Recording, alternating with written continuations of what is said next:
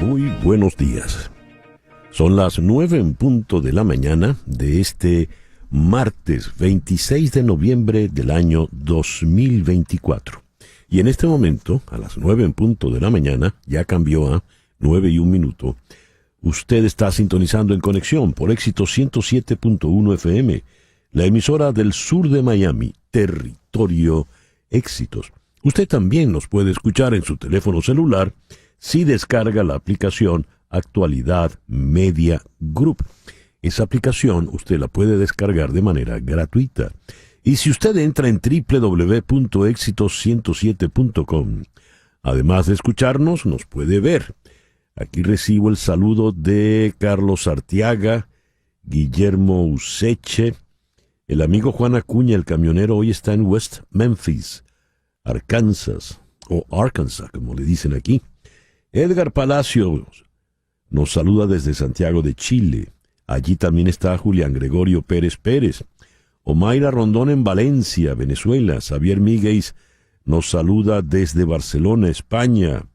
Con un abrazo a todo el extraordinario equipo. Muchas gracias, Xavier. En Játiva, en Valencia, España, está Hugo Boscán, Victoria Ambrosino en México.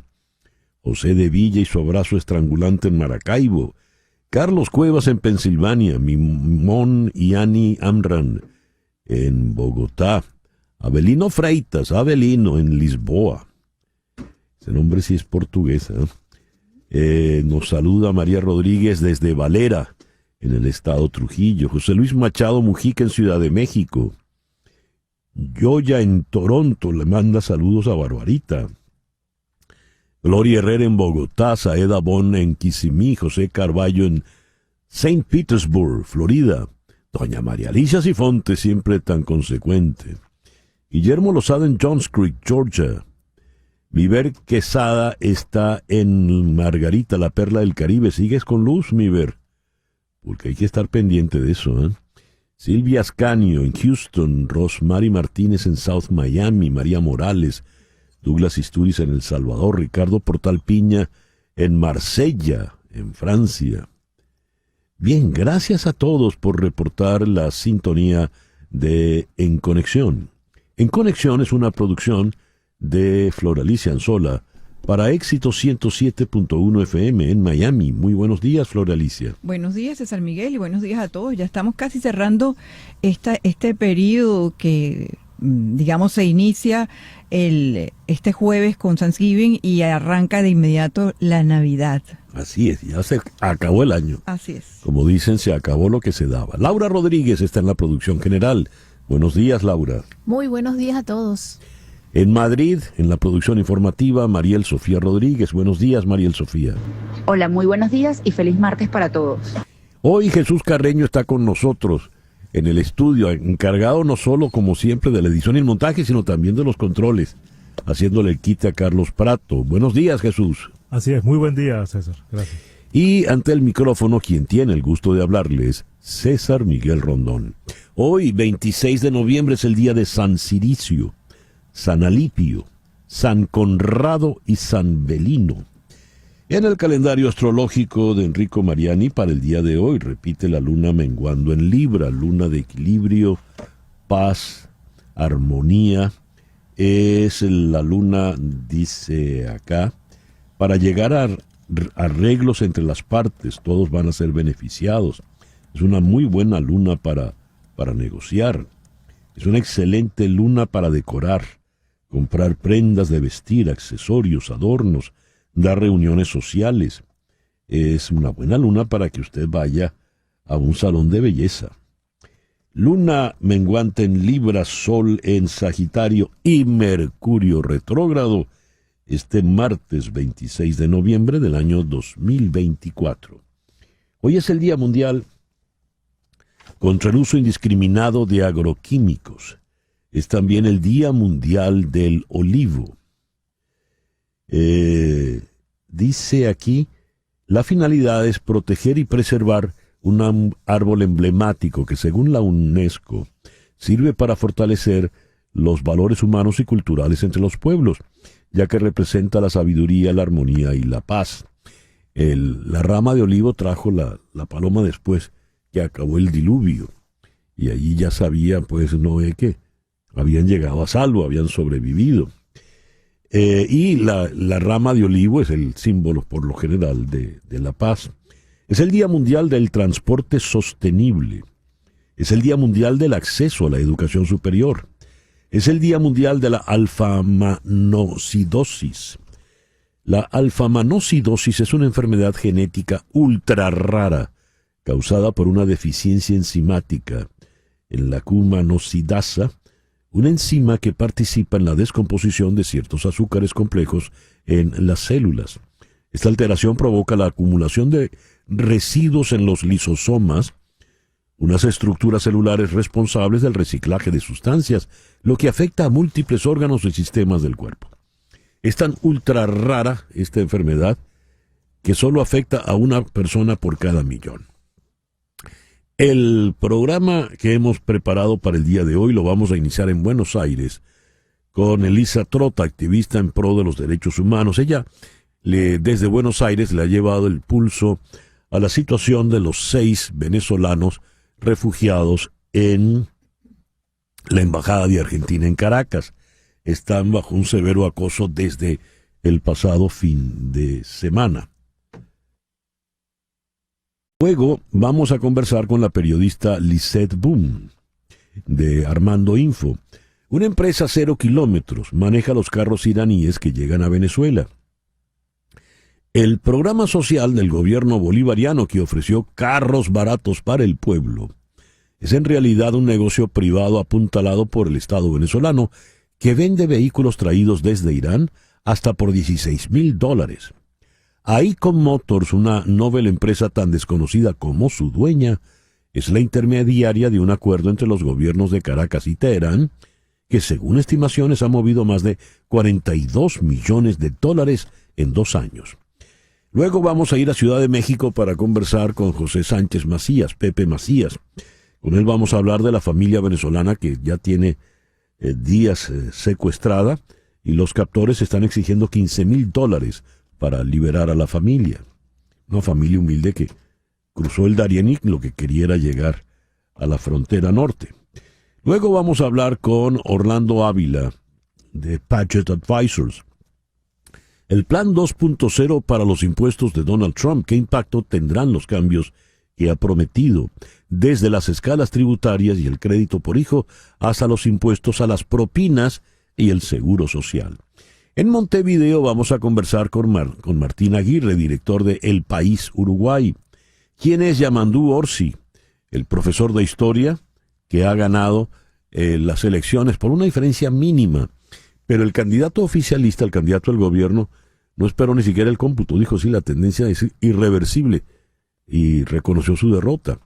Es el izquierdista protegido por Pepe Mujica. Pero, ojo, hay que hacer distinciones entre izquierdas de izquierdas. El señor Yamandú Orsi ya dijo que no iba a invitar a Nicolás Maduro a su toma de posesión. Nada que ver con Nicolás Maduro. Como nos acercamos al Día de Gracias, el Día de Acción de Gracias, nuestro foro de hoy tiene que ver con el valor del agradecimiento. Esto lo vamos a abordar con la psicóloga Isabel Andrade Moscoso desde Cuenca, en Ecuador, y con Luis Antonio Salazar. Luis Antonio es fraile capuchino, sacerdote católico. Él es filósofo y también es coach empresarial en la terapia gestal y pues nos va a dar una participación sin duda muy muy importante en el foro. Ese pues el programa que hemos preparado para el día de hoy, martes 26 de noviembre de 2024. El 26 de noviembre del 1504 en Medina del Campo, en España, murió la reina Isabel la Católica, reina de Castilla y León y de la Corona de Aragón. Falleció a los 53 años. El 26 de noviembre de 1865, Charles Ludwig Dodgson publica el libro Alicia en el País de las Maravillas.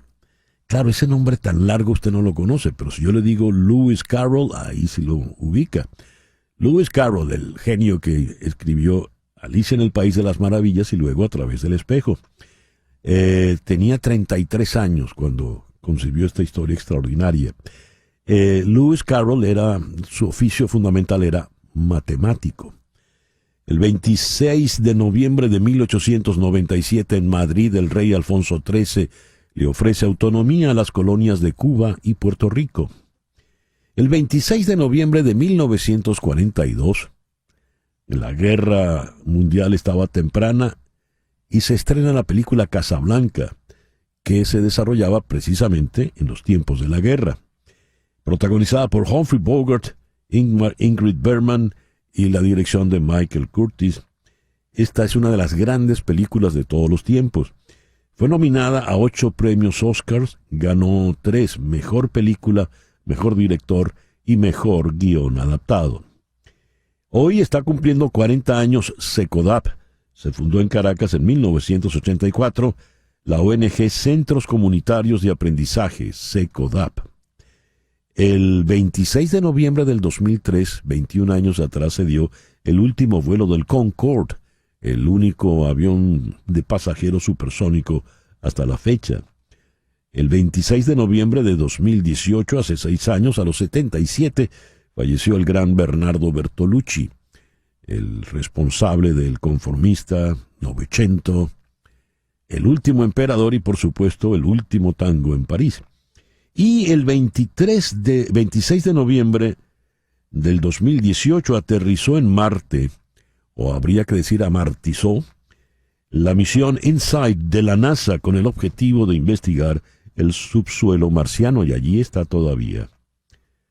El 26 de noviembre de 1939 nació esta señora. La gran Tina Turner estaría cumpliendo hoy 85 años. Se nos fue en mayo del año pasado a los 83.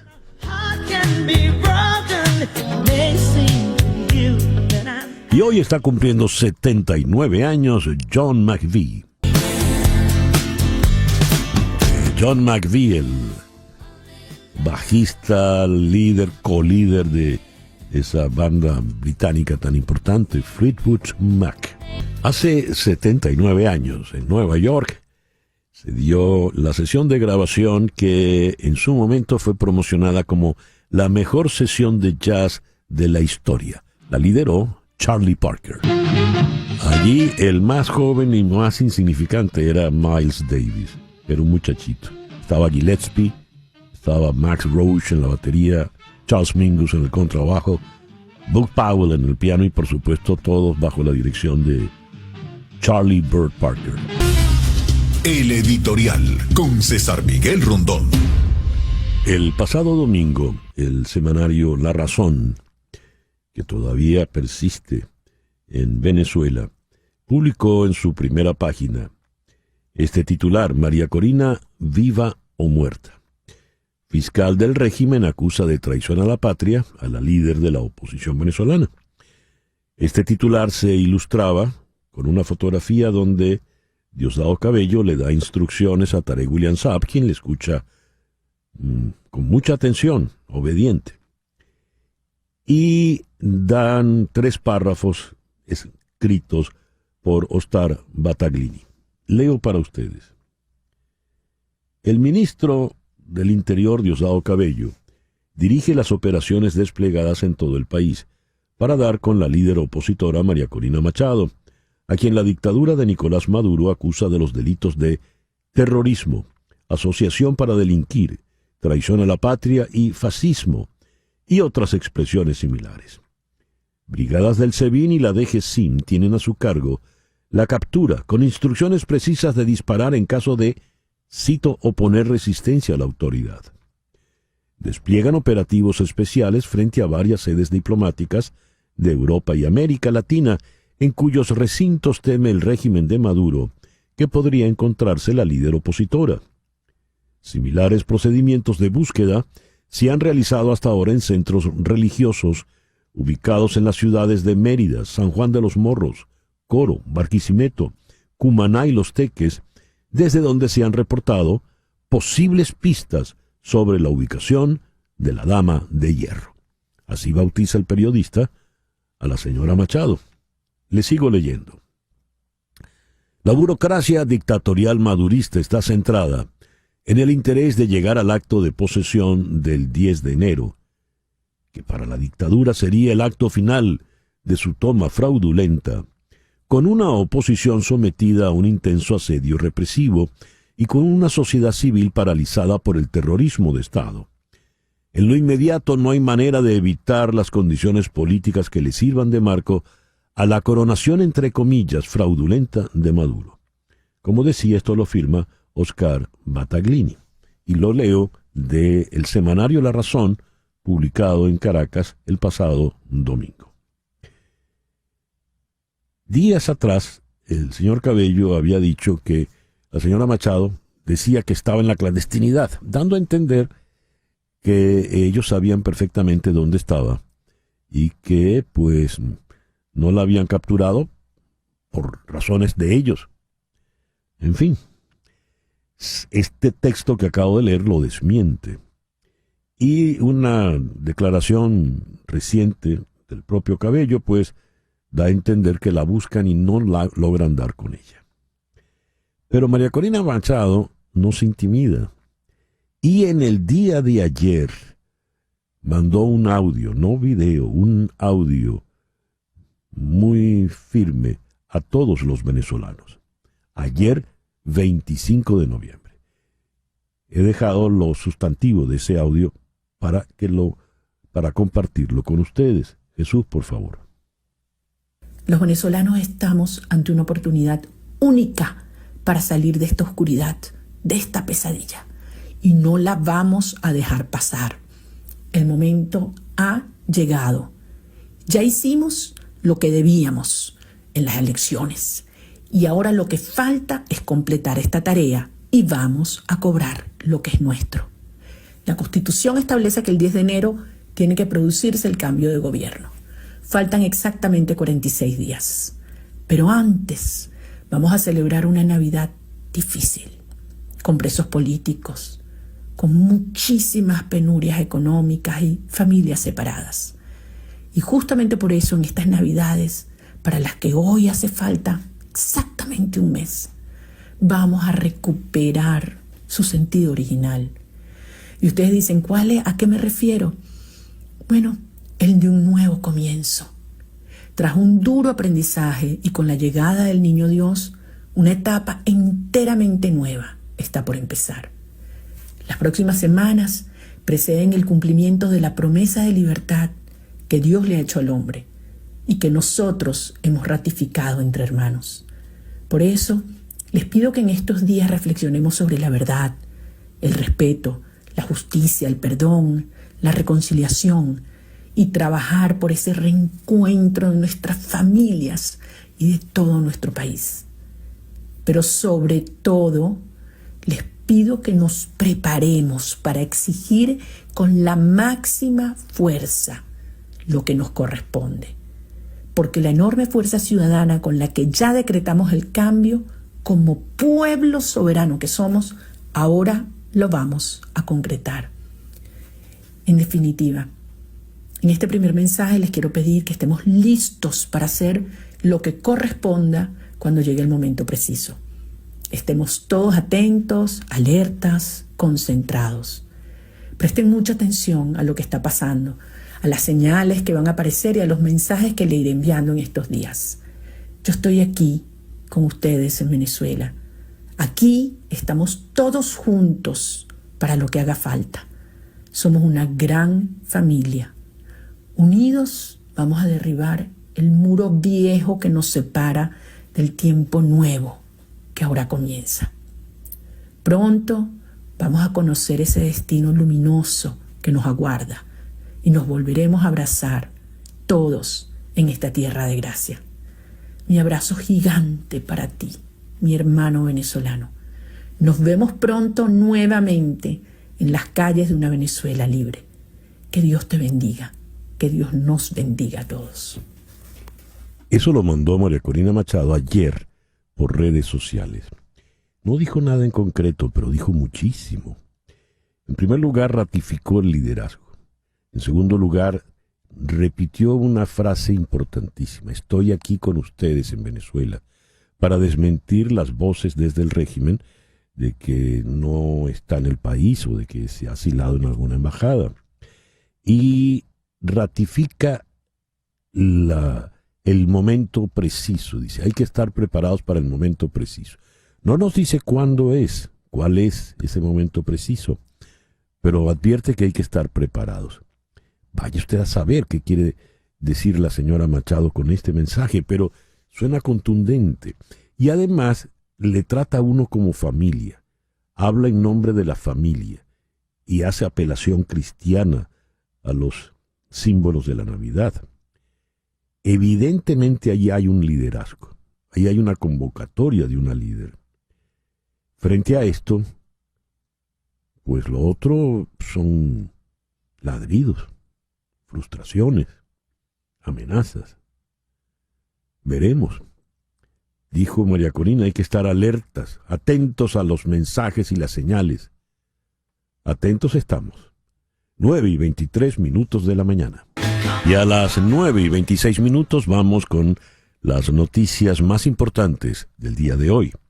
Donald Trump asustó a los mercados globales y a sus aliados con su promesa de imponer aranceles a China, Canadá y México.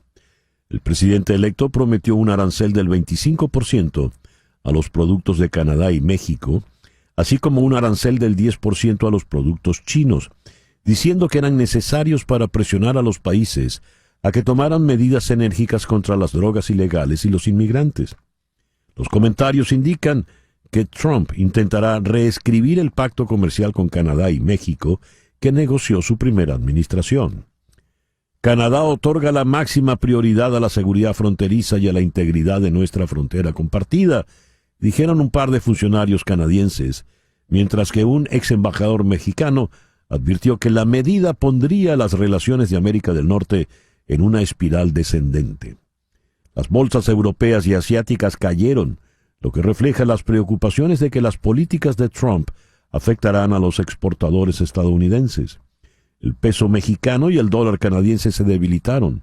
Los futuros de S&P 500, Standard & Poor's 500 y los bonos del Tesoro se mantuvieron estables.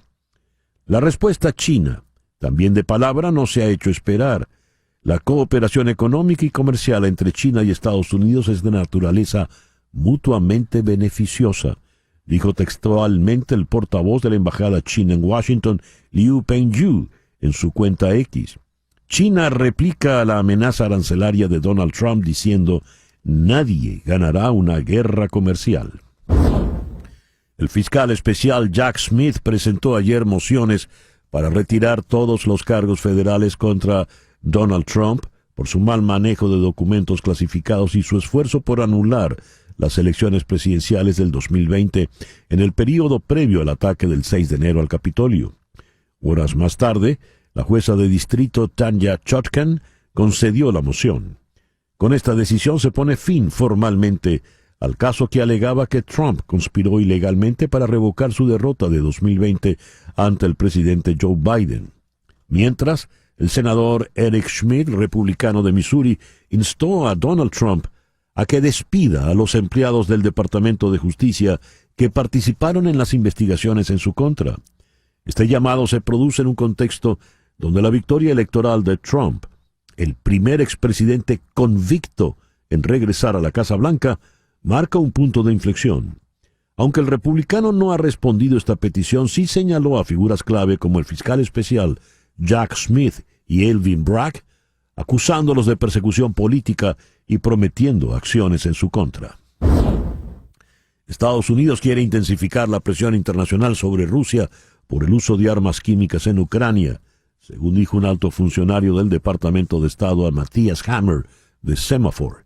En la reunión de la Organización para la Prohibición de las Armas Químicas, que se celebró esta semana en Países Bajos y que comenzó el lunes, Estados Unidos está pidiendo a los más de 190 Estados miembros que se unan para exigir que la Federación Rusa deje de usar armas químicas como método de guerra.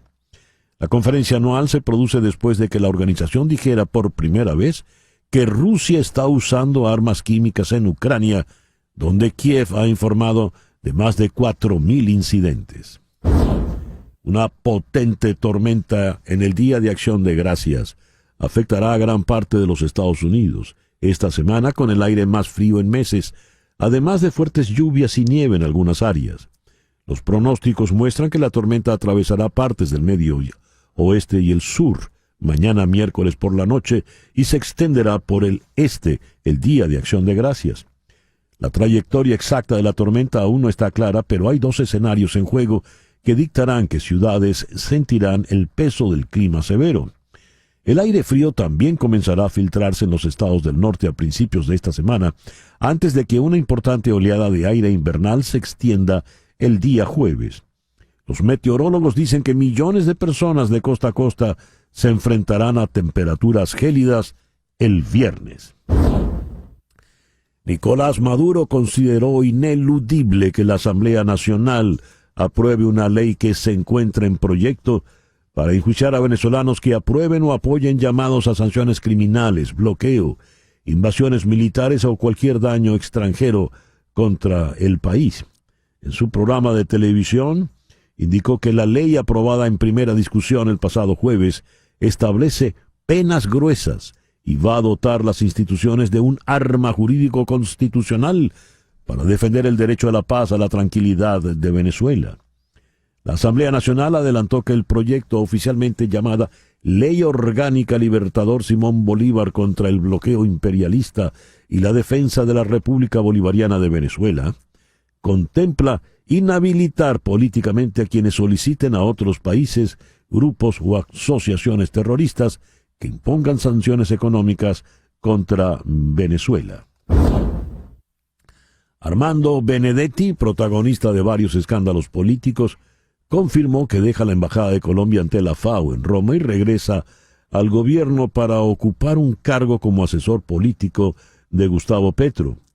Cito: acabo de renunciar ante el presidente de la República para tomar algunas funciones como asesor directo de él.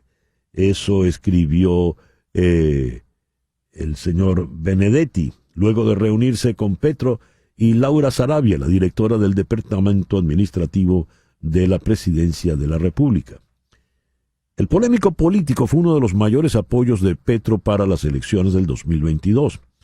Para llegar a la presidencia fue su primer embajador en Venezuela, cargo que dejó en medio de un escándalo de escuchas ilegales e incluso amenazó con revelar supuestas irregularidades de la campaña del actual presidente.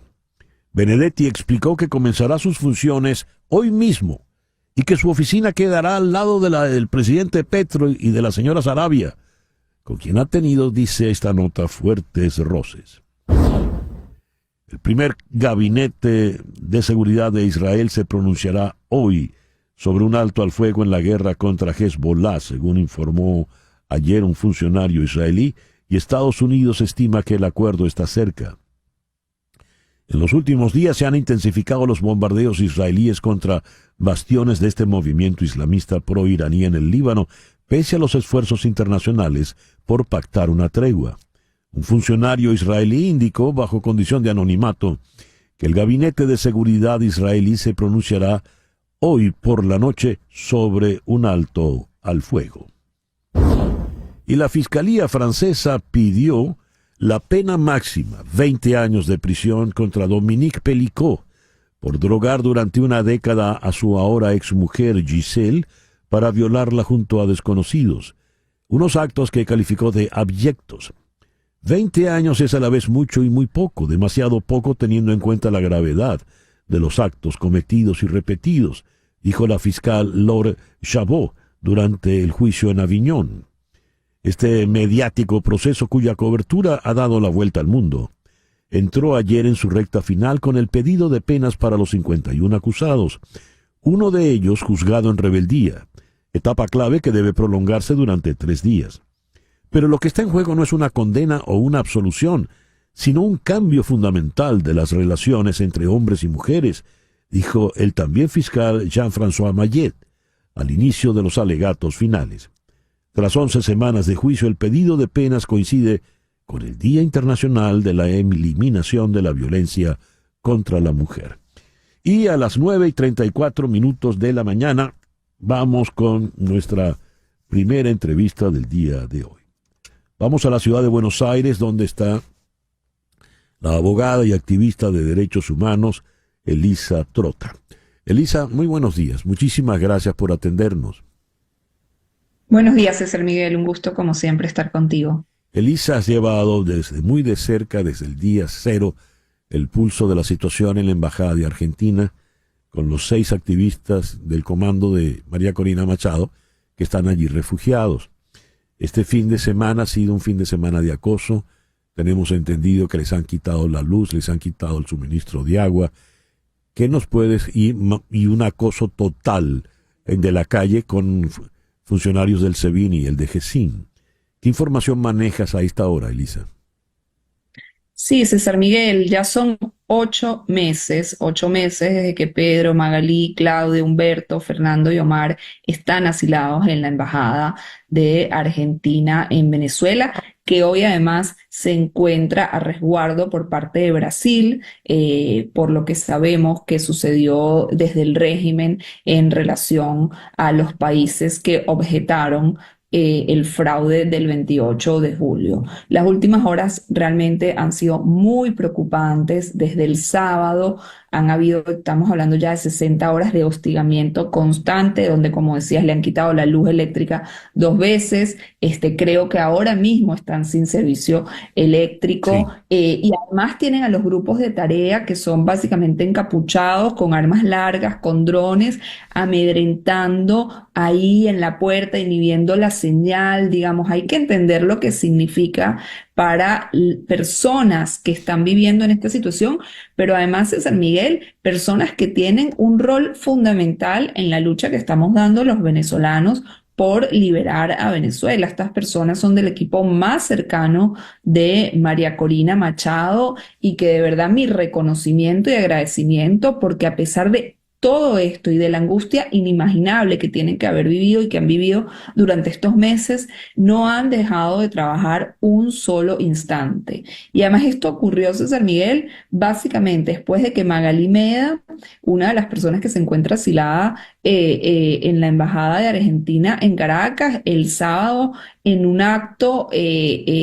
por Zoom, digamos, hiciera un llamado a una protesta civil y pacífica con una pintura de labios roja. O sea, y la respuesta del régimen es justamente amedrentar. Digamos, esto es lo que significa la barbarie chavista. Ante cualquier llamamiento de los demócratas venezolanos, es amedrentar y responder con más terrorismo de Estado. Insistió ayer Nicolás Maduro en que la Asamblea Nacional tiene que aprobar cuanto antes la ley que se llama oficialmente Ley Orgánica Libertador Simón Bolívar contra el bloqueo imperialista y la defensa de la República Bolivariana de Venezuela. Dice esto Maduro. Diosdado Cabello, en rueda de prensa del PSUV, dice que se acabó la impunidad en Venezuela, arremete directamente contra María Corina Machado, y esto por supuesto se extiende a muchos dirigentes políticos, pero sobre todo a estos 6 que están refugiados en la embajada.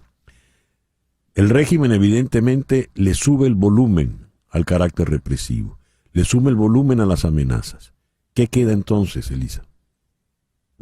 Seguir adelante, César Miguel. Yo creo que esto es una muestra más de la desesperación que ellos están sintiendo al entender y al ver que, a pesar de todas las medidas represivas que han llevado adelante, que estamos contabilizando hoy más de 2.000 presos políticos, cientos de ellos niños y adolescentes, mujeres en las condiciones más inhumanas, más de 30 asesinatos desde el 28 de julio, estas personas asiladas en la Embajada de Argentina y los tantos miles que han salido de Venezuela por persecución. A pesar de eso, los venezolanos no vamos a parar hasta recuperar nuestra libertad. Y esto incluye acciones en conjunto, en cooperación con la comunidad internacional, que hoy en día tiene más claro que nunca lo que significa el régimen, no solo para los venezolanos, sino cómo pone en riesgo la estabilidad de la región y me atrevo a decir que la estabilidad internacional. Entonces, evidentemente, ellos lanzan estas medidas tratando de disuadir a quienes tenemos como objetivo liberar a Venezuela y que retorne la democracia, porque ya no saben qué hacer, porque saben que el mundo se les está haciendo cada vez más pequeño. Son distintas las acciones que se están llevando adelante en este sentido y que tarde o temprano van a pagar por todos los crímenes que están cometiendo. Elisa, los 6 que están allí refugiados, ¿con quiénes están? ¿Hay personal argentino allí dentro? ¿Cómo se alimentan? ¿Cómo viven? Porque ya son, ¿cuántos meses dijiste? 8 meses.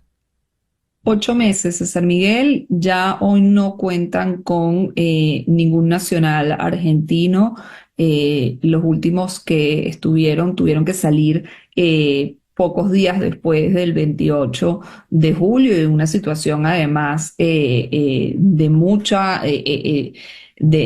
mucho estrés, tanto para ellos, para el país, para quienes estaban adentro. Entiendo que hay personas por parte de la Embajada de Brasil que los están resguardando, pero el asedio es constante, no solo nuevamente contra estas 6 personas, sino para aquellos que en su función colaboran para que estas personas puedan seguir subsistiendo mientras están en la embajada. Supimos hace algún tiempo que alguien de la embajada, digamos un venezolano que trabajaba en el consulado argentino, fue también secuestrado de forma ilegal por parte del régimen, porque bueno, nuevamente buscan amedrentar a cualquier persona que por su trabajo o por su convicción colabore con personas que están trabajando para la libertad. Las condiciones son realmente de mucha angustia,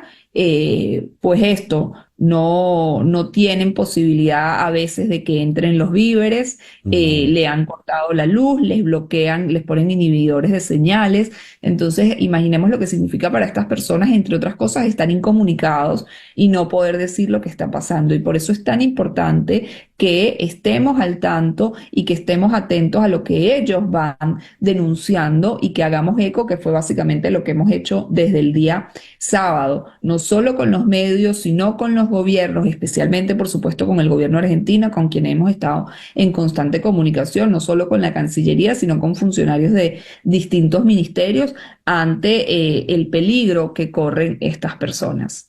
Elisa, muchas gracias por atendernos en esta mañana. Gracias a ustedes, buenos días. Buenos días. Elisa Trota, activista de derechos humanos desde Buenos Aires.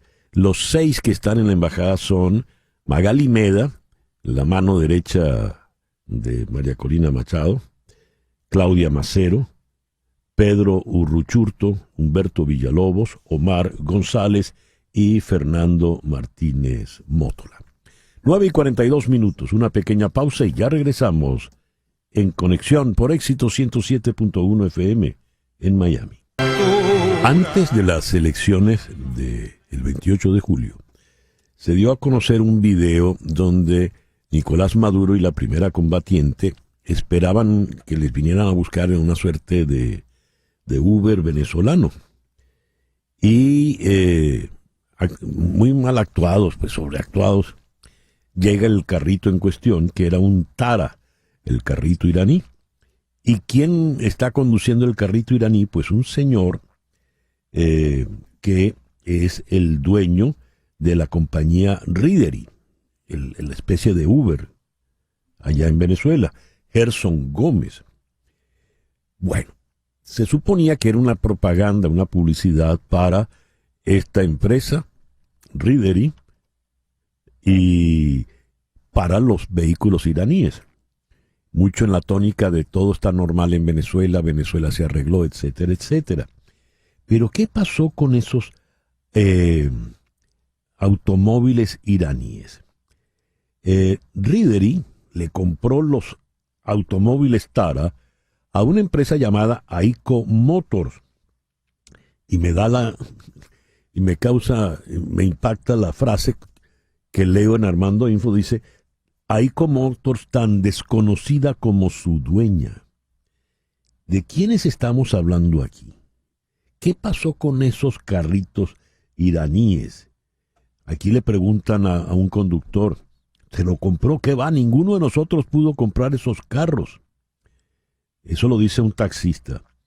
Nadie tenía para pagar 12,000, 14,000 o 16,000 dólares de contado, y el financiamiento que ofrecían nos salía demasiado costoso. Al final eso se lo repartieron unos cuantos, que si Rideri, que si Conviasa, y otro poco se los agarraron para el Ministerio del Transporte. Vamos a conversar esto con la periodista de investigación Lisette Boone, del equipo de Armando Info. Lisette, muy buenos días. Muchas gracias por atendernos. Buenos días, César Miguel. Un saludo a toda la audiencia. ¿Qué pasó con estos automóviles iraníes? Sí, los automóviles iraníes formaban parte de una promesa de Nicolás Maduro, con la promesa que venía acompañada por el relanzamiento de Benirauto. Si podemos recordar, es una empresa mixta que llegó a ensamblar algunos carros de fabricación iraní, pero ensamblados en Venezuela, que naufragó en el año 2015 sin cumplir sus metas. Pero esta promesa de volver a ensamblar carros iraníes en Venezuela no ocurrió. Y lo que pasó fue que se importaron al menos lo que conocemos un lote de 3,000 carros de marca iraní, de fabricación iraní, que llegaron directamente, y en un principio eran carros que que formaban parte pues de un programa social, de la gran misión Transporte Venezuela, y que iban a ser vendidos a precios accesibles, económicos, carros para el pueblo, como parte de este programa social. Pero, ¿qué es lo que ocurrió? Esto, no sucedió así, sino que todo lo que ha sido la comercialización y la importación de estos vehículos corresponde a una empresa privada de reciente creación, cuya dueña es una comerciante joven desconocida en el mundo automotriz, y que compró esta empresa que no estaba dando ganancias en el 2022, y ha tenido un crecimiento notable, no solamente porque se está encargando de la importación y comercialización de estos autos supuestamente que formaban parte de un programa social del Ministerio de Transporte, y los está funcionando como una concesionaria, una intermediaria de estos autos, y los está comercializando. Y vemos que uno de sus clientes ha sido Rideri, esta aplicación de movilidad que funciona como un Uber en Venezuela. También forma parte o suministra vehículos para el Campeonato Nacional de Automovilismo, ha hecho alianzas con concesionarias en el interior del país para distribuir estos carros iraníes. No solamente la operación está ocurriendo en Venezuela, sino que también han abierto sucursales en Panamá y se ha aliado con empresarios panameños y también venezolanas que han tenido relación con la importación de vehículos. Entonces, llama la atención que precisamente esto derivó en un negocio abierto que llama la atención porque es una empresa pequeña, en la nómina tiene un solo empleado, una sola dueña, que en apenas 2 años ha tenido todo este crecimiento, aumentó su capital, se mudó de la oficina alquilada que tenía en Santa Mónica, en Caracas, a la urbanización, al municipio de Chacao, a una oficina, de mucho más lujo, más moderna, y ha tenido como estos cambios en apenas 2 años. Lisette, la empresa se llama AICO Motors, compañía anónima, y la señora comerciante se llama Jessica Juliet Rodríguez Godoy. En el 2022, cuando firma el expediente, tiene 28 años. Es la única accionista, la única empleada, es decir, estamos Estamos hablando de una mujer de 30 años. ¿Y quién está con Así ella? es. ¿Quién está detrás de ella? Sí, con ella está otra joven emprendedora, comerciante, que se llama Carilú Mendoza Valenzuela, que también es una desconocida. Tiene algunas empresas ya registradas en Venezuela. Una de ellas es que presta servicios como de tipo comedor o cantina, y de hecho tiene una contratación en el Fuerte Tiuna, en Caracas. Fue como la empresa con la que comenzó y hizo sus inicios. Luego, con Jessica Rodríguez Godoy, que es la dueña única de todas del 100% de las acciones de Aico Motors. Tiene otra empresa que se llama Innova Technology, que bueno, que es una empresa también desconocida, también de reciente creación. Todo esto parece haber comenzado en el 2022, fue como la explosión, y bueno, que ha continuado en el 2024. Pero nosotros estuvimos en las oficinas en Las Mercedes, donde supuestamente estaba funcionando esta oficina, esta empresa, y allí está, más bien, es la sede de una fábrica de uniformes, y que tiene mucho tiempo allí. Otras empresas han registrado. Jessica, Carilú es la directora, es una de las directoras de Aico Motors hasta agosto de este año, pero mantienen la relación, digamos, comercial o accionaria o en la directiva en otras empresas en Panamá. También ligadas y muy vinculadas al negocio, pues el sector de las importaciones. Así que esta es como la trayectoria empresarial de estas dos jóvenes comerciantes que están manejando nada más y nada menos que la distribución de este programa automotriz del gobierno, que es un negocio de importación. Aquí no se está estimulando la industria, la fabricación, Sí. el ensamblaje local, pues de estos carros iraníes. Y tampoco son los vehículos económicos populares que anunciaron, ¿no? Sí, allí en el reportaje recogimos ese testimonio, pero estuvimos consultando entre varios taxistas o varias personas que estaban interesados en adquirir.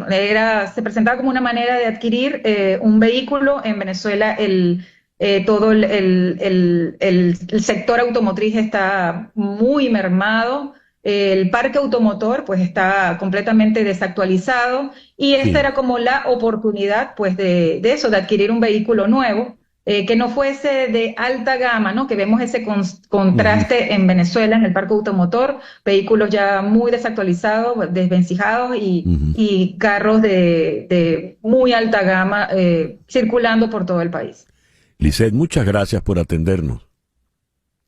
Gracias a ustedes. Lisette Boom, periodista de investigación de Armando Info, 9:56. Las noticias de este momento en Conexión Radio.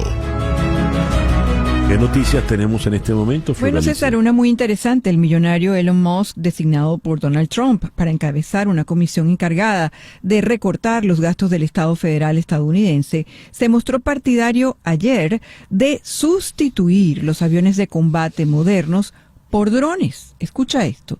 Dice, los aviones de combate tripulados están obsoletos en la era de los drones. Solo consiguen que mueran pilotos.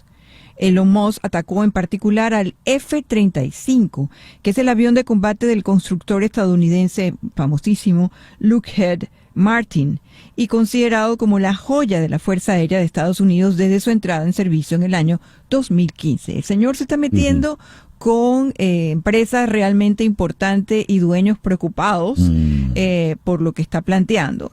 Entre tanto, algunos idiotas, dice Elon Musk, siguen construyendo aviones de combate tripulados como el F-35. Y publicó esto en un video en su red social, pues, comparándolo con la efectividad que pueden tener los drones. Aquí estamos hablando de negocios. Sí, señor. Pero además Musk llama idiotas a la Boeing. A la Lockheed. A la Lockheed Sí. Martin. En fin, gracias, Floralicia. Teníamos el 21 de noviembre, fue secuestrada en Tapachula, México, al sur de México, una familia de venezolanos, de estas familias humildes que procuran llegar a la frontera con Estados Unidos. ¿Qué sabemos de esta familia? Pues vamos a Ciudad de México, allí está José Sánchez Macías, Pepe Macías. Pepe, muy buenos días, muchas gracias por atendernos. Querido César, como siempre es un placer platicar contigo y con tu amable auditorio. Saludos a todos los hermanos latinos por allá en Estados Unidos. ¿Qué sabemos de esta familia de venezolanos secuestrados allí en Tapachula? Pues César, mira, como lo hemos platicado en las participaciones que tengo el placer de tener contigo, ante la ausencia del Estado, ante la ausencia de un Estado que ponga orden en los diferentes aspectos de la vida pública de nuestro país, de México, pues uno de los grandes temas que tenemos aquí es la migración. Actualmente hay por lo menos 3 caravanas de entre 5 y 17 mil personas que están en tránsito en nuestro país. Y bueno, pues la elección de Donald Trump y esta creciente nuevas normas migrantes que va a imponer han provocado que los migrantes apuren su paso a través de nuestro país. Uh-huh. Y bueno, pues como te digo, en nuestro país, en México, el Estado ha abandonado muchas actividades y una de ellas es la protección y el cuidado de los migrantes. El crimen organizado ha expandido sus tentáculos ya no es nada más en el narcotráfico, sino tienen pues prácticamente poderío y el control de todas las actividades criminales que se puedan desarrollar en México. Una de ellas es el tráfico, el secuestro y también el asesinato de migrantes. En México hoy a los migrantes están siendo utilizados como carne de cañón por parte de los grupos de crimen organizado. A la voz de plata o plomo obligan a los hombres y a los jóvenes a sumarse a sus filas. Cuando no aceptan sumarse, bueno, pues son asesinados. Otro tema muy importante también que ha surgido es el secuestro de los migrantes. Estos criminales han encontrado en el secuestro de estos migrantes una mina de oro para sacar dinero, porque al final estas personas se encuentran, y lo entrecomillo, de manera ilegal en nuestro país, y al estar así no hay quien los proteja. Entonces los secuestran y piden dinero a las familias que se encuentran en los países sudamericanos. ¿Qué ocurrió con esta familia? Es una familia que, por cierto, hay una niña de 7 meses de edad, 7 meses de edad, y ha sido amenazada la familia incluso, que van a liberar a todos excepto a la pequeña bebé, en caso de que quieran pagar. Están cobrándoles $15,000, César. $15,000 a una familia que está huyendo de su país, de Venezuela, que no tienen el dinero y el recurso, que están en tránsito en busca de una mejor vida, y les quieren sacar $15,000, discúlpame. Hasta el momento no se sabe, las autoridades no han dicho nada, incluso este tema no ha trascendido ante tanta violencia que vimos día a día en nuestro país, y no ha trascendido a las autoridades. De plano, desde Venezuela tampoco ha habido un pronunciamiento para que se haga algo en favor de estas familias, y son las personas las que están intentando resolver a través de diversas declaraciones que ya hemos escuchado a la madre y a una de las abuelas también que ha hablado a través de diversos medios en Venezuela. Entonces, ¿en qué estamos? En que los migrantes, las personas en tránsito en mi país, en México, están siendo secuestradas, violentadas, incluso asesinadas. Y no hay nadie. Absolutamente en mi país que haga algo en favor de estos migrantes, y más ahora que están prácticamente saliendo a borbotones antes de que Donald Trump tome protesta el próximo 20 de enero, César. Pepe, muchas gracias por atendernos en esta mañana. Qué cuadro tan espantoso. Gracias, Pepe. Al contrario, quiero César, te mando un abrazo y gracias a todos. @soy Pepe Macías, ahí platicamos y discutimos. Buen día, César. Buen día, José Sánchez Macías desde México. La familia son 4, Fabián Peña, su esposa María Paz, y 2 hijos, una niña de 13 años y la bebita de tan solo 7 meses. Y los raptores, cuando Pepe Macías nos dice que se amenazan con quedarse con la bebé, es porque dicen que ya consiguieron un comprador para la bebé de $20,000. El caso espantoso es que el gobierno de la señora Sheinbaum no se ocupa de ellos. Punto. Y el gobierno venezolano dirá, bueno, pero si se fueron de Venezuela, allá ellos, ¿no? Dios, 10:02 de la mañana, una pequeña pausa y ya regresamos con nuestro foro en la mañana de hoy.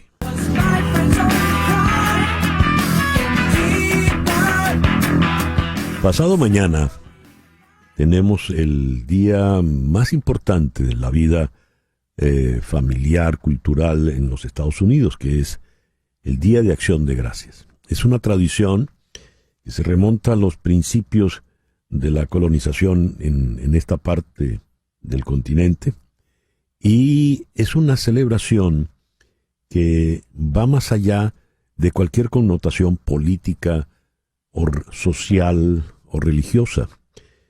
El Día de Acción de Gracias lo celebran por igual cristianos, judíos, musulmanes, lo celebran por igual republicanos, demócratas, lo celebran por igual latinos, WASPs, afroamericanos, todos.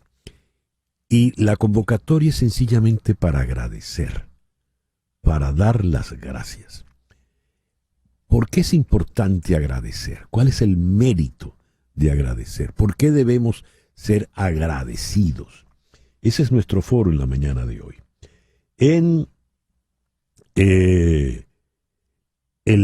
la ciudad de Cuenca, en Ecuador, está la psicóloga Isabel Andrade Moscoso. Isabel, muy buenos días. Gracias por estar con nosotros en el programa de hoy. César Miguel, muchísimas gracias a ti por la invitación. Qué gusto poder compartir nuevamente estos espacios con usted. Y en la ciudad de Caracas está Luis Antonio Salazar. Luis Antonio estudió filosofía y teología y es coach empresarial, maneja la PNL, la terapia gestal, pero lo más importante, lo que más resalta en el caso de Luis Antonio, es que es sacerdote católico, es fraile de la orden de los capuchinos. Luis Antonio, muy buenos días, muchas gracias por estar con nosotros en esta mañana. ¿Qué fue, mijo? ¿Cómo estáis? Saludos desde aquí, desde Caracas, pidiéndole a Dios que el internet y la luz se mantengan bien para poder hablar tranquilo, vos sabéis. Así es. Evidentemente, Luis Antonio está de visita en Caracas porque él es obviamente zuliano. Yo tengo mi pasaporte, ese soy vos que no tenéis pasaporte, pero yo sí tengo pasaporte. A ver, vamos a comenzar con Isabel Andrade. ¿Cuál es el mérito de agradecer? ¿Qué es para una persona la condición de gratitud, el agradecimiento, Isabel? Bueno, César, es algo muy importante a nivel psicológico, el hecho que podemos tener nosotros en la conexión con el agradecimiento. Nuestro cerebro trabaja con focos de atención y como seres humanos tenemos siempre dos opciones. O veo la catástrofe o puedo ver las oportunidades. Me construyo o me destruyo. Y la gratitud nos conecta con eso, con esa posibilidad de seguir creciendo. Ver esas alternativas y ese camino positivo que yo tengo para poder seguir creciendo como ser humano, dándome cuenta de las bendiciones que están a lo largo de nuestra vida. Tal vez no estén donde yo quiero estar, pero al enfocarme yo en el agradecimiento me doy cuenta de que mi camino ya se está armando y que va a pasar solo tiempo hasta que yo llegue a conectar justamente con lo que más espero, con lo que más anhelo y lo que yo he pedido. Entonces el agradecimiento es fundamental para nosotros mejorar tanto nuestro estado mental como nuestro estado emocional. La importancia del agradecimiento para ti, ¿dónde está, Luis Antonio? Mira, la palabra Eucaristía viene precisamente del griego eucaristos, que significa acción de gracias. Lo que celebramos los católicos todos los santos días es una acción de gracias a Dios. Y el mérito de la acción de gracias lo fundamental está en la capacidad que tiene el ser humano de salir de sí mismo y de reconocer los beneficios que ha tenido desde fuera, bien desde un ser sobrenatural que llamamos Dios, bien desde los seres que tenemos alrededor, bien dar gracias hasta por respirar. Yo se lo digo a la gente en misa, cuando yo doy misa a las 7:30 de la mañana en el centro de Caracas, al lado del Ministerio de Educación. Yo le digo, hoy ya dieron gracias por respirar. Ya dieron gracias. Bueno, vamos a darle gracias a Papá Dios ya por el simple hecho de respirar, porque cuántas personas no están conectadas a un aparato o no amanecieron para dar gracias. Yo creo que es fundamental para la vida de todo ser humano, de todo creyente, dar gracias, porque de malagradecido está lleno el infierno, decía mi abuela. ¿Qué ocurre? Déjenme abordar el tema desde la otra acera. ¿Qué ocurre, Isabel, con una persona que no es agradecida, cuando no está preparada para la gratitud? César, a nivel psicológico sí se genera un bloqueo. Nosotros lo conocemos como las creencias limitantes. esos limitantes de pensamiento, donde a mí no me deja ver más allá de las posibilidades que tengo. Entonces de ahí se empieza a generar la frustración, el vivir en constante ira, la recriminación, la desesperación. Entonces toda la persona se empieza a asumir como que en ese mundo oscuro no hay salida, no hay luz al final del túnel, entonces, ¿qué hago? Mientras que con nosotros trabajamos la gratitud, es como que todo se empieza a aclarar, el camino se empieza a abrir. En lugar de ver todo lo negativo, yo me empiezo a conectar con las posibilidades que yo tengo para poder seguir creciendo. Uno de los hechos en depresión y ansiedad es justamente la recriminación constante. El vivir siempre en ese polo negativo, en ese juzgamiento tanto hacia lo que yo tengo y estoy viviendo y ese juzgamiento interno que yo tengo con mi vida. No puedo, no debo, no hice, no logro. Entonces es como que esa comida negativa que nosotros empezamos a alimentar nuestra mente, nuestras emociones y nuestra alma. Te hago la pregunta a ti, Luis Antonio. ¿Qué ocurre cuando una persona no es agradecida? Aparte de que, como ya decía tu abuela, se va al infierno. Mira, tenéis razón, menos mal que citaste a mi abuela, una mujer muy inteligente, déjame decirte. Ajá. Mira, vos sabés que en la misa hay una parte que dice el sacerdote, demos gracias al Señor nuestro Dios. Y la gente responde, es justo y necesario. En verdad es justo y necesario, es nuestro deber y salvación. O sea, para la iglesia, para todo creyente cristiano, la acción de dar gracias es justo, es necesario, es nuestro deber y nos trae salvación. Por eso es que mi abuelita, a su modo, decía, el que es mal agradecido va para el infierno, porque para la iglesia una persona agradecida te trae hasta vida trascendental. Es decir, la salvación es el más allá para nuestra concepción, para nuestra fe. La acción de gracias trae consigo la salvación eterna. Entonces, evidentemente, una persona que no es agradecida vive en tinieblas, no vive en la luz. Una persona que no es agradecida es una persona que tiende al egoísmo. Una persona que no es agradecida es una persona que le cuesta salir de sí. Es una persona avara, tiende a ser avaro, tiende a ser codicioso. Entonces, el ser malagradecido trae como consigo otra serie de pecadillos, por decirlo así, que lo que te van sumiendo es en una tristeza, te van sumiendo en la oscuridad. No tenéis luz en tu vida. Interesante la lista que ha elaborado el Luis Antonio, ¿verdad? El padre Salazar. Es una serie de pecadillos, como él mismo los definió.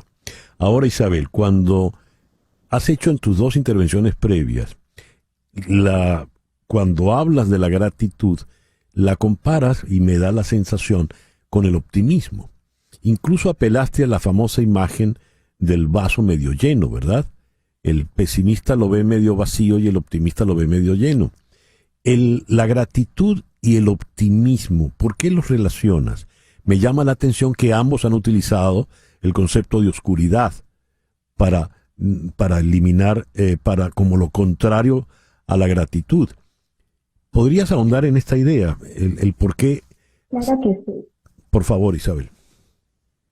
Algo importante, César, a tener, a veces nosotros nos cegamos con ese optimismo y claro, pensamos que todo tiene que ser color de rosa. Y no, de hecho te comparto, por ejemplo, con mis pacientes, una técnica con la cual yo trabajo es justamente, uno, agradecer apenas nos levantamos, siquiera de 3 cosas, pero también darnos cuenta en esta balanza las cosas negativas que yo estoy viviendo en mi vida.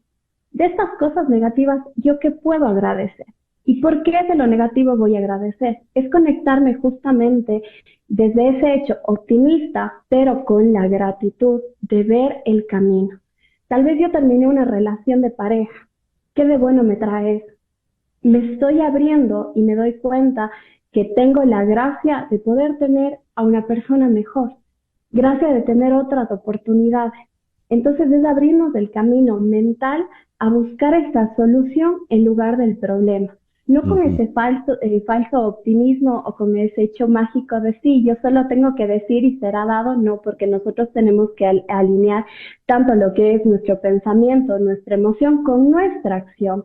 Entonces, el momento que yo me centro en ese optimismo, desde esa gratitud, es que empiezo yo a trabajar, porque me doy cuenta de que tengo opciones, tengo caminos. la vida sí me da soluciones. Entonces es empezar a motivarnos a nosotros a accionar, poder nosotros generar y hacer ese movimiento de energía, de emociones para conseguir lo que yo quiero. Entonces no es ese falso optimismo de solo agradezcamos porque sí, no, sino qué lección a mí me trae a mi vida y cómo yo puedo crecer a medida de eso. Por ejemplo, como Fray Luis decía, gracias porque puedo respirar. A veces nosotros no nos damos cuenta de las cosas mínimas que tenemos, que puedo ver, que me pude levantar, que tengo a mis papás con vida.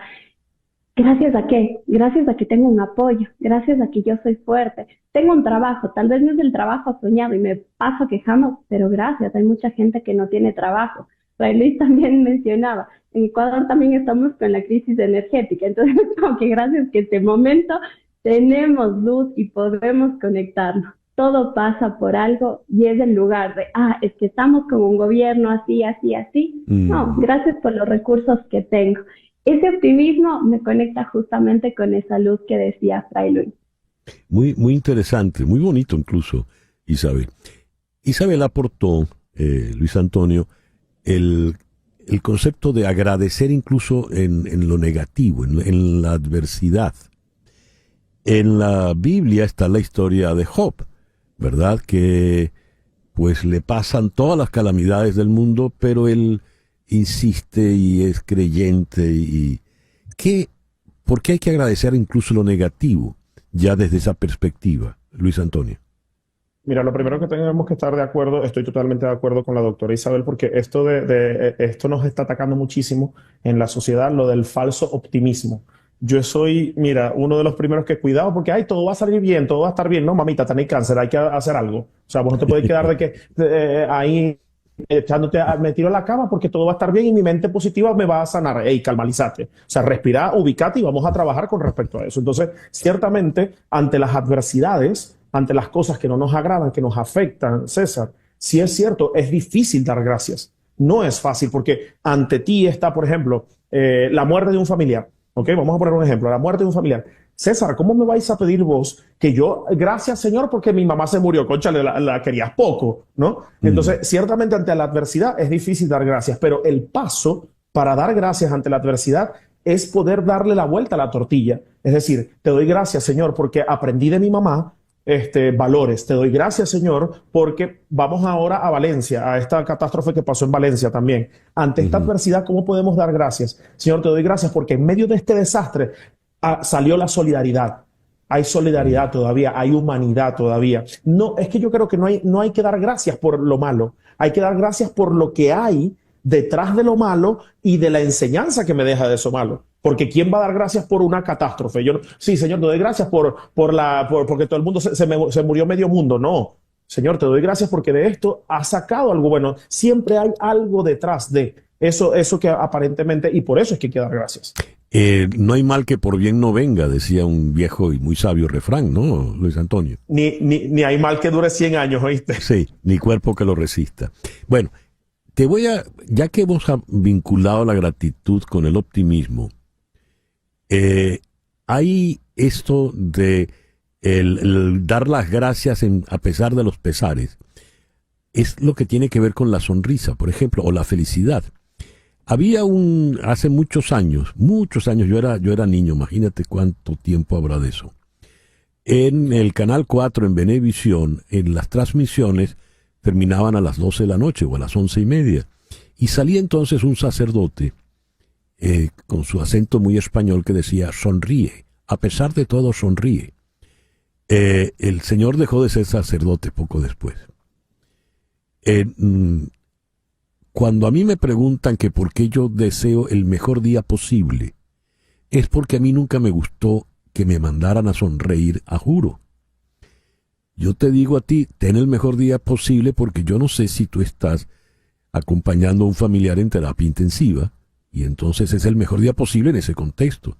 Si estás de luna de miel, bueno, ni hablar. Si estás celebrando cumpleaños, ni hablar.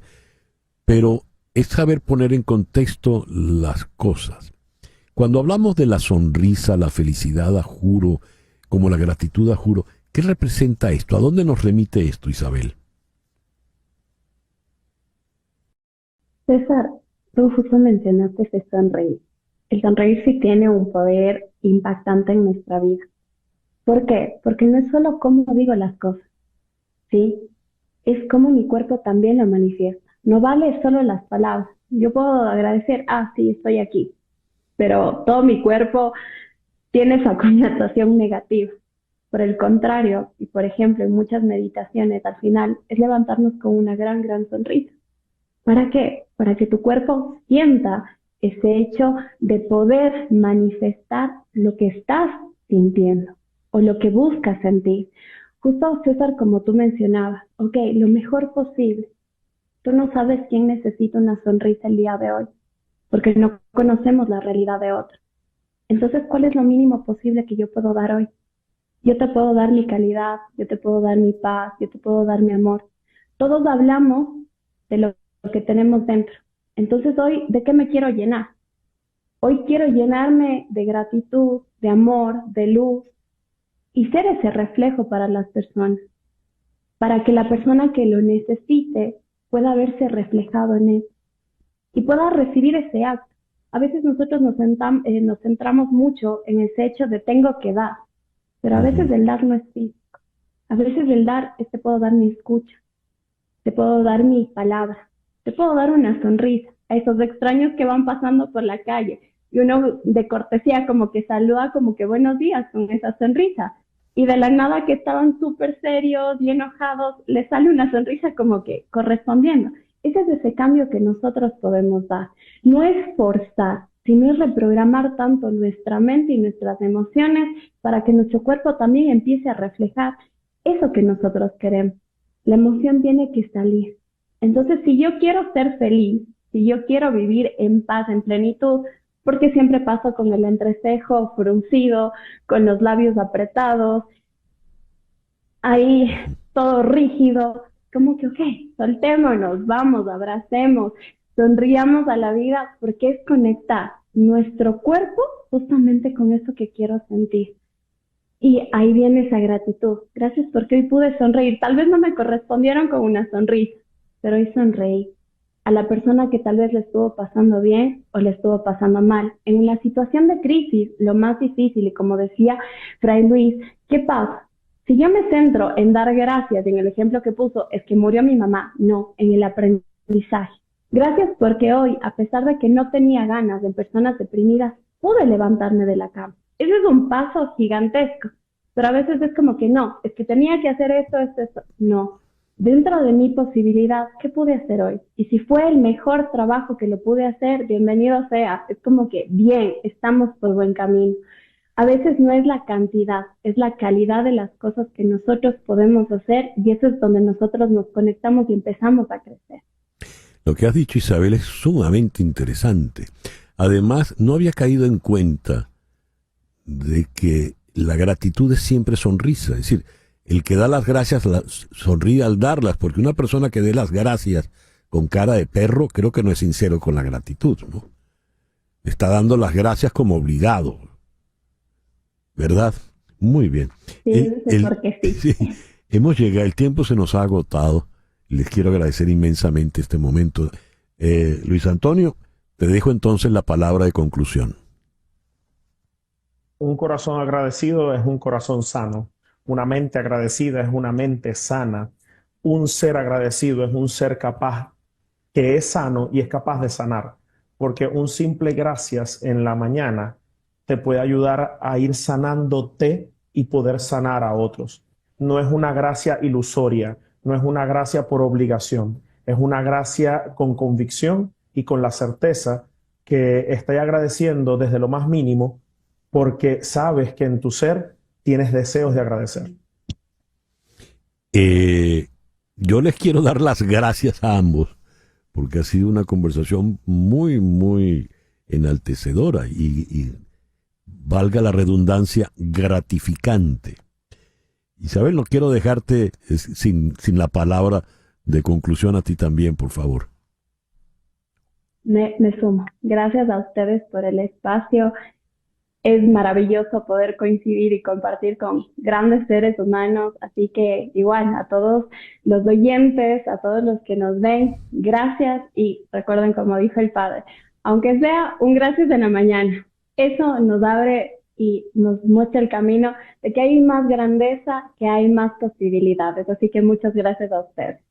Gracias, Isabel. Isabel Andrade Moscoso es psicóloga. Nos habló desde Cuenca, en Ecuador. Luis Antonio, para concluir. Gracias a todos ustedes, gracias por haberme invitado, gracias por permitirme este espacio, siempre es un placer compartir con una personalidad a la que respeto muchísimo por tantos años de trayectoria, mi admiración y mi respeto hacia ti, César, porque eres un grande ejemplo, esa voz reconocible, no es una voz irreconocible, es una voz reconocible para muchos de nosotros, así que un honor siempre. Dios me los bendiga, Dios nos cuide, gracias. Amén. Luis Antonio Salazar es fraile capuchino, es sacerdote católico y nos habló desde Caracas. Son las 10:26 de la mañana. Hacemos ahora una pequeña pausa y ya regresamos en conexión por Éxitos 107.1 FM en Miami. Son las 10:28 de la mañana.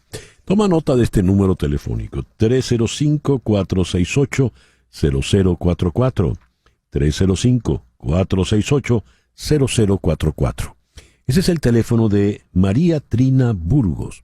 María Trina Burgos es una abogada venezolana que tiene más de 25 años de experiencia trabajando temas migratorios en los Estados Unidos y está licenciada como abogada para trabajar temas migratorios en los 50 estados de la Unión y en Puerto Rico, de manera que donde estés se va a ocupar de tu caso. Y si estás en Venezuela, llama entonces al 0212-771-3040. 0212, el prefijo de Caracas, 771-3040. Esa llamada va a repicar sin costo adicional en la oficina de María Trina, aquí en Miami. María Trina Burgos, tu abogada de inmigración venezolana en los Estados Unidos, para que tus sueños de inmigración se hagan realidad. 305-468-0044. Te repito, 305-468-0044. Y por supuesto con maravilloso sentido del humor. El plan 2.0 para los taxes de Donald Trump. ¿Qué impacto tendrán los cambios que en materia impositiva ha prometido el señor Donald Trump, desde las escalas tributarias y el crédito por hijo, hasta los impuestos a las propinas, al seguro social? En fin, vamos a abordar esto con Orlando Ávila, socio y asesor fiscal de Patchett Advisors, aquí en Miami. Orlando, muy buenos días. Muchísimas gracias por atendernos. Muy buenos días, César Miguel. Gracias por tenerme en tu programa. A ver, ¿para qué hay que estar preparados con todo lo que prometió el señor Trump? Bueno, sin duda alguna, el señor Trump regresa con su misma filosofía de un plan de impuestos que impacte mucho menos a todos los contribuyentes, desde corporaciones a individuos. Yo creo que para tu audiencia en la Florida, algunos de los aspectos que van a tener de mayor importancia, sin duda alguna, lo que mencionaste es de la exclusión de impuestos para propinas y agregos sobre tiempo.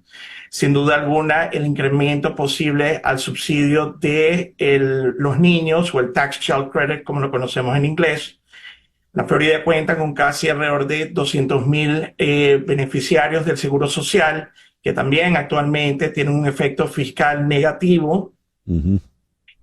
Aparte de eso, muchos en la Florida cuentan con pequeñas empresas y en su reforma original había un tratamiento especial para las ganancias para esas empresas. Y por último, un tema que no necesariamente a lo mejor ha tocado el presidente, pero sí miembros de su partido, es las deducciones de los impuestos locales. En la Florida tenemos principalmente el impuesto a la propiedad y el impuesto de las ventas. A ver, en el caso, se ha hablado mucho y fue parte de la discusión política en la campaña electoral, la reducción impositiva a los 1.000 millonarios, a las grandes empresas, cuando hay personas que eh, eh, tendencias políticas que dicen lo contrario. Pero estamos hablando de los grandes millonarios. No se ha hablado del pequeño contribuyente, ¿no? Del que paga sus impuestos en chiquito. ¿Qué pasa con él? Bueno, fíjate que es una cosa curiosa. Y vamos, por ejemplo, a lo de las propinas, ¿ok? Que es un caso bien interesante. Nosotros sabemos que, por ejemplo, la Florida, que cuenta con alrededor de 200,000 participantes en el sector de restaurantes y hotelería y otros servicios, ¿ok? Por ejemplo, toma el caso de un mesero promedio, probablemente 60% de su compensación o más viene por el lado de las propinas, ¿ok? En un ingreso promedio de $31,000, si excluyéramos eso de impuestos sobre la renta, e inclusive han hablado de excluirlo también de contribuciones mandatorias de Seguro Social y el programa de Medicare, ese contribuyente probablemente vería un ahorro de $1,800 a $3,000 por año en su cuenta fiscal. Claro, firmas como la mía van a ver en los detalles, cuando el Congreso termine la ley, qué oportunidades ofrece a otros contribuyentes. Entonces, te doy el siguiente ejemplo.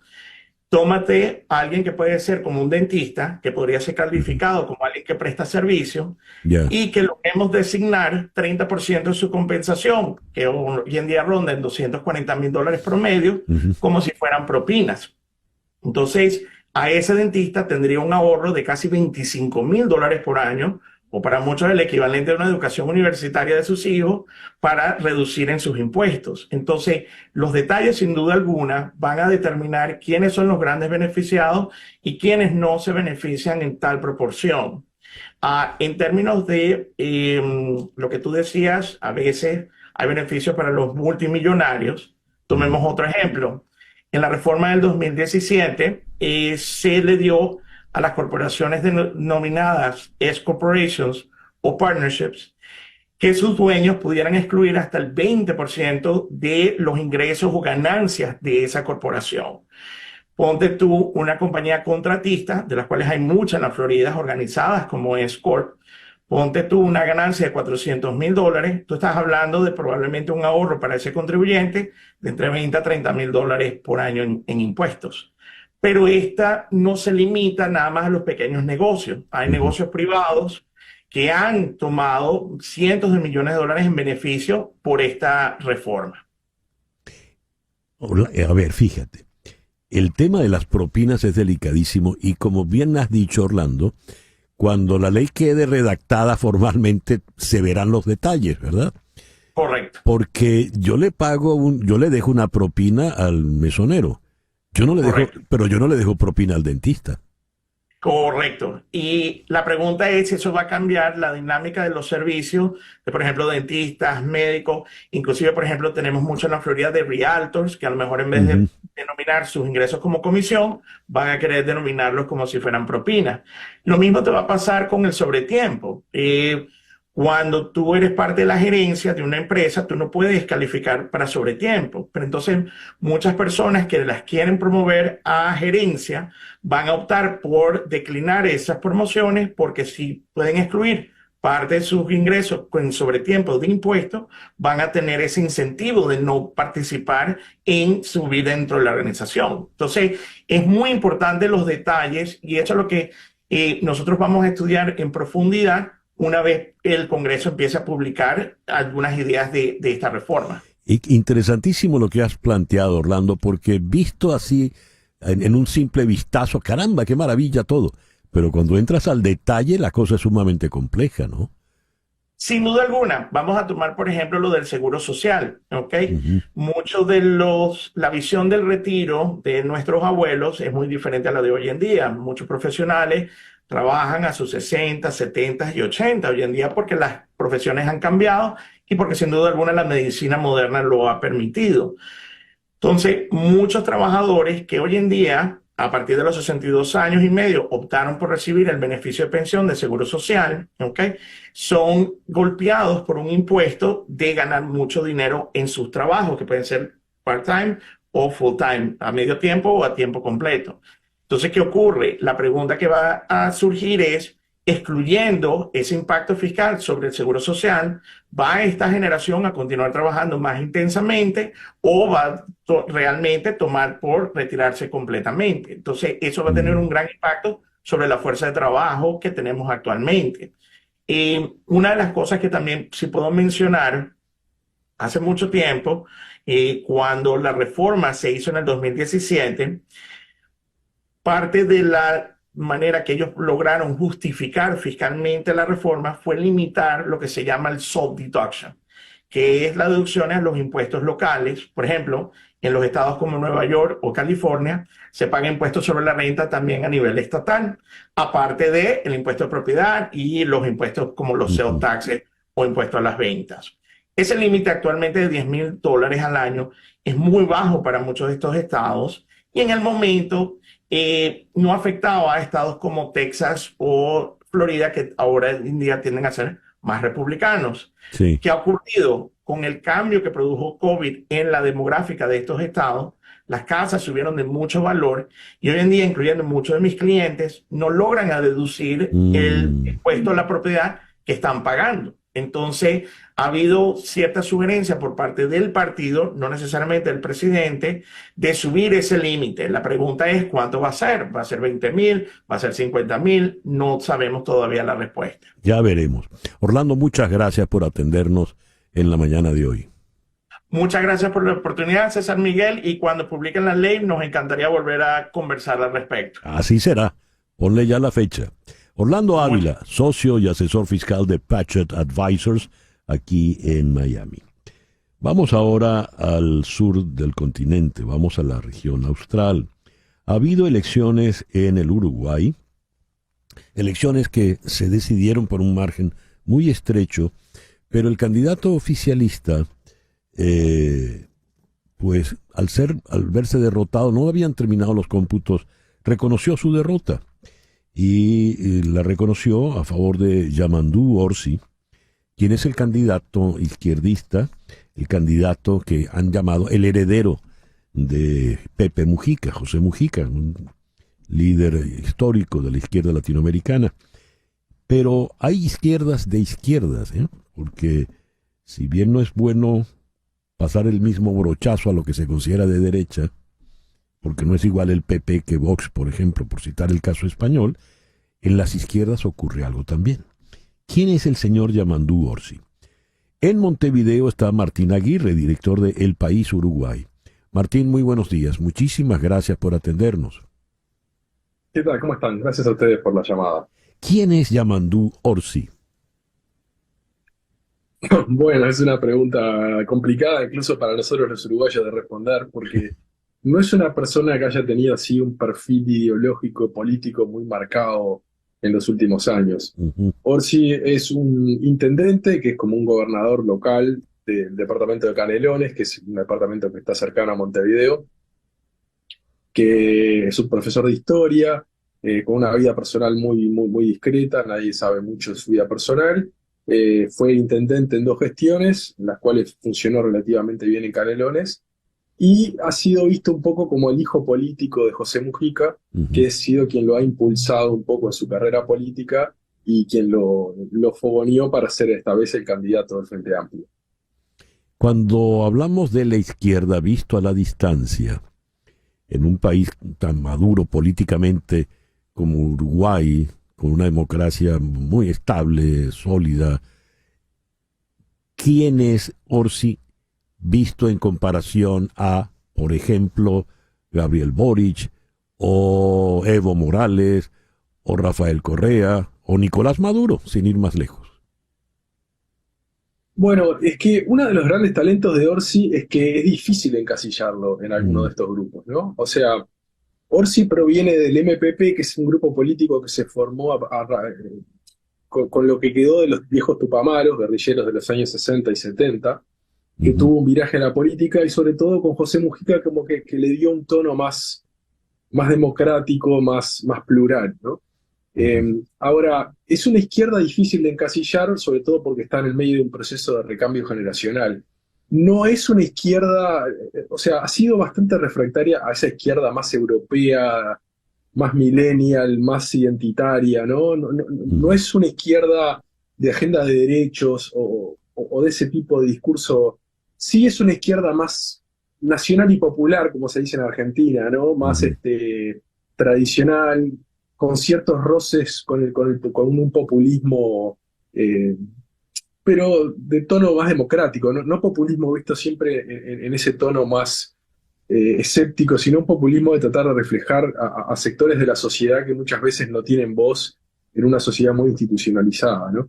Pero es difícil encasillarlo. El MPP ha tenido vinculaciones con Maduro, con el proceso venezolano en algunos sentidos, pero también supo alejarse a tiempo tal vez para no verse afectado por la debacle del chavismo. Sí, por ejemplo, a efectos del venezolanos es muy importante que no haya invitado a Nicolás Maduro a su toma de posesión. O si es heredero político de Pepe Mujica, Mujica ha sido severo, muy severo, con lo que ha ocurrido en Venezuela, sobre todo en el último proceso electoral del 28 de julio. Es un hombre joven, tiene apenas 57 años y es de profesión historiador. Pero me llama la atención lo que dices, Martín, que poco se conoce de su vida privada. ¿Cómo ha logrado ese milagro en estos tiempos de sobreexposición? Yo creo que uno de los principales talentos políticos de Orsi es que es una persona que no habla mucho y que deja mucho, cada quien vuelca allí un poco, ¿no?, lo que quiere ver, ¿no? Sí. Entonces, hay gente que quiere ver en él una izquierda moderada, racional, con cierto toque, si se quiere, rural, que en Uruguay eso es raro porque la izquierda es muy urbana. Hay otros que quieren ver un costado más marxista, pero él no tiene redes sociales, no se conoce su familia mucho, es una persona que no hace declaraciones de forma permanente, incluso durante los últimos años que él fue intendente no se le conocen pronunciamientos políticos relevantes, ha mantenido siempre un discreto silencio. Y en la campaña mismo fue una campaña donde jugó muy a la defensiva y no marcó posiciones muy contundentes sobre casi ningún tema. De hecho, para mí es un enigma saber cuál va a ser el perfil de su gobierno. Hay una figura se llama Alejandro Sánchez, que es un senador que también del grupo de Mujica, que es el hombre fuerte, es el hombre que se supone que toma las decisiones más en la sombra y que tampoco tiene un perfil ideológico tan claro, ¿no? Vamos a tener algunas sorpresas, me parece, en ese sentido. Ya veo. Comparado con la señora Sheinbaum, por ejemplo, o con Gustavo Petro, o con Lula, para citarte otros nombres, ¿cómo ubicarías a Orsi? Yo creo que Orsi, pero sobre todo su sector político, tiene una relación muy cercana con Lula, con el PT de Lula. Con Petro quiero creer que es un poco diferente. Petro, la verdad es que es una persona que se ve que compra todo el discurso de la neoizquierda, esta rara, desde lo ambiental hasta lo social, todas las cosas más extrañas, el tipo está en la primera línea. Con Sheinbaum me parece que difícil, no la tengo tan identificada Sheinbaum, me parece que con López Obrador tienen algunos carriles de contacto ideológico. Me parece de todas formas que en Uruguay hay cuestiones institucionales que son bastante más importantes que lo que pasa en México. Cuestiones como la reforma judicial que está en camino en México, creo que en Uruguay a corto plazo serían inimaginables. Eso es importantísimo, importantísimo. Martín, muchas gracias por atendernos en la mañana de hoy. No, por favor, a la orden. Cuando tenga más datos, con gusto conversamos y les cuento más. Seguro que sí. Gracias, Martín. Martín Aguirre es el director de El País, Uruguay, nos habló desde Montevideo. Son las 10:47 de la mañana, una pequeña pausa y ya regresamos en Conexión por Éxito 107.1 FM en Miami. Estamos en Conexión Radio. Esta noche a las 9 de la noche por TVV Network, una nueva emisión de Con Gladys Rodríguez. Hoy Gladys hablará del contexto político en Venezuela, los factores que deben alinearse para que el 10 de enero se concrete el cambio político por el que votaron los venezolanos el 28 de julio. Gladys también va a hablar de Nicaragua, donde el Congreso aprobó la reforma constitucional que consolida la dinastía de Daniel Ortega y Rosario Murillo. Esto será a las 9 de la noche con Gladys Rodríguez. Antes, a las 8, la última con Carla Angola. Esto por TVV Network. Y ahora es para mí un placer inmenso saludar a Lorena Suso de Entérate Insurance. Lorena, muy buenos días. Gracias por atender. Muy buenos días a ti, mil gracias por la invitación. Qué gusto saludarte en esta semana tan especial de Acción de Gracias. Hablando de Acción de Gracias, a ver, la mayoría de los asegurados que tienen ustedes en Entérate Insurance, ¿cuál sería su principal característica, Lorena? La principal característica que tiene esta empresa es que damos una atención personalizada, estamos con nuestros clientes durante todo el año, les ayudamos a sacar sus citas médicas, les ayudamos a buscar su médico especialista, no estamos una vez nada más, estamos todo el año ayudándolo, asistiéndolo. Es una atención muy, muy, muy cercana a nuestro cliente y creo que nuestra misión es convertirnos en parte de su familia. Eso es fundamental porque esa gente que uno le toca la puerta y después, mucho gusto, hasta luego, no. Uno quiere tener a alguien con el cual uno pueda contar siempre, Lorena. Tú eres esa persona. Así es. Y muchas personas que nos llaman nos dicen, no, es que yo ni siquiera sé quién es mi agente.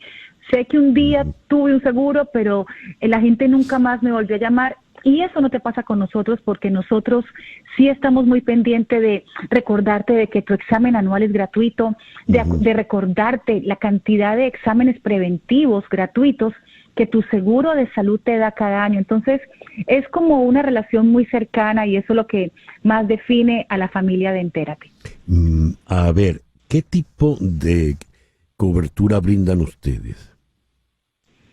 Nuestra cobertura es un seguro de salud, principalmente que se adapte a las necesidades de cada familia, porque no es lo mismo el seguro que tú necesites y tu familia al que yo necesite, porque hay personas que tienen alguna preexistencia, alguna condición. Nos llaman muchas familias, por ejemplo, con diabetes, entonces nosotros buscamos un seguro que le cubra su medicina, su insulina, y nos gusta dar una atención muy personalizada, porque cada caso es una historia, y por eso nosotros le decimos a la familia, a las personas, llámanos, la asesoría es gratuita, te ayudamos a que tengas un seguro y tal, y muchas veces, y es algo que mucha gente califica, a seguros desde $0 porque todo depende del ingreso de la persona. Lorena, desde nuestra conversación del día de ayer, se me acercó un viejo amigo, compañero aquí en el trabajo. Él le diagnosticaron cáncer de próstata no hace mucho. Él no tiene seguro. ¿Él puede aplicar con ustedes? Sí, señor, él puede aplicar con nosotros porque gracias a Dios los seguros de salud en Estados Unidos aceptan condiciones preexistentes. Eso significa que si en este momento tienes una condición o necesitas un tratamiento, no importa cuál sea el tratamiento, tu seguro de salud lo va a cubrir y solamente nos tienes que llamar. Es tan simple como una llamada. Hasta las 8 de la noche estamos aquí trabajando para toda la comunidad, todo el día, especialmente en esta época, que es la época donde todos pues aplicamos o renovamos nuestro seguro. ¿A dónde te vamos a llamar, Lorena? Me pueden llamar ahorita mismo al 786-460-3435. 786-460-3435 y de verdad que para nosotros será un gusto poderles atender. Bueno, ya te vamos a llamar. 786-460-3435. Pregunte usted directamente por Lorena. Lorena Suso de Entérate Insurance. ¿Algo más, Lorena? Decirte que gracias por la invitación, es un gusto escucharte en esta semana tan especial y recordarle a la gente, muy importante, que no lo dejen para última hora, que siempre dejamos estas cosas importantes para última hora y tu seguro de salud debe de ser tu prioridad y yo en lo personal estaré feliz de poderlos atender. 786-460-3435. Lorena Suso de Entérate Insurance. Gracias, Lorena. Feliz día. Feliz día. Son las 10:55. Y con Cerati al fondo nos vamos por el día de hoy. En Conexión fue una producción de Floralicia Anzola para Éxito 107.1 FM, con Laura Rodríguez en la producción general, Mariel Sofía Rodríguez en la producción informativa. Jesús Carreño hoy hizo edición, montaje y controles. En el quite a Carlos Prato y ante el micrófono, quien tuvo el gusto de hablarles, César Miguel Rondón.